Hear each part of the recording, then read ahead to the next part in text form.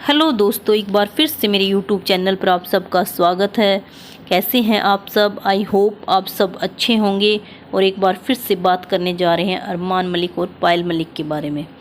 जैसा कि मैंने आपको बताया था कि पायल मलिक दिल्ली जाएंगी हियरिंग के लिए, तो आपने देखा होगा कि वो दिल्ली गई हुई हैं, पर उन्होंने अपने ब्लॉग में कुछ और ही बताया कि वो किसी काम से दिल्ली आई हैं और वे कृतिका के घर भी गई हुई हैं, जहाँ पर उनके सारे घर वाले इकट्ठे हो रखे हैं। वो बोल रहे हैं कि हम पायल को समझाने के लिए इकट्ठे हुए हैं।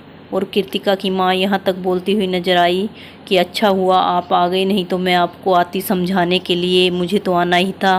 कि पायल को वो बोल रही हैं कि डाइवोर्स क्यों लेना है। तो इस पर पायल ने बोला कि हमें कोई दिक्कत नहीं है, पर समाज की वजह से मैंने ये फ़ैसला लिया है, क्योंकि अब बात बहुत ज़्यादा बढ़ गई है और हमारे बच्चों पर बात आ गई है। तो इस पर कृतिका की माँ ने बोला कि समाज से क्या लेना है आपको, समाज क्या आपको खाने को देता है? मतलब ये सब बातें, ये लोग समाज को कुछ समझते ही नहीं हैं।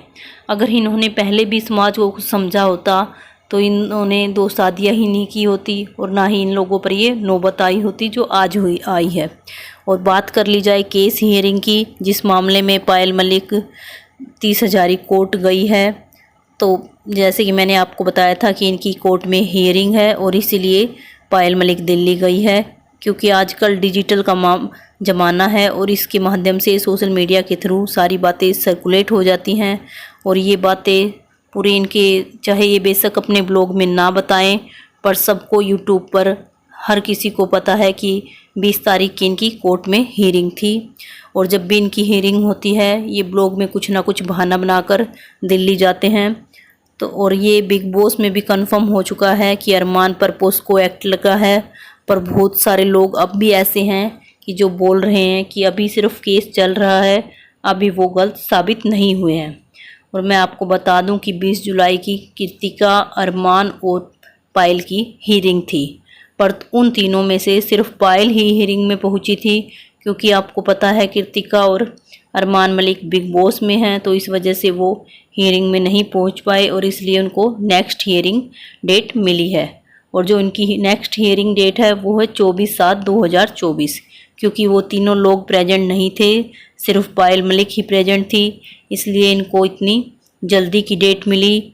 और ट्विटर पर, सोशल मीडिया पर, हर जगह आपको केस के बारे में हर किसी को पता है। और अगर इनकी एफआईआर की कॉपी भी वहाँ पर आपको मिल जाएगी, अगर आप लोग कोई भी देखना चाहते हैं कि इनके ऊपर किस चीज़ का केस चल रहा है। इनके ऊपर दिसंबर 2018 में ये केस लगा था और इतने साल हो गए।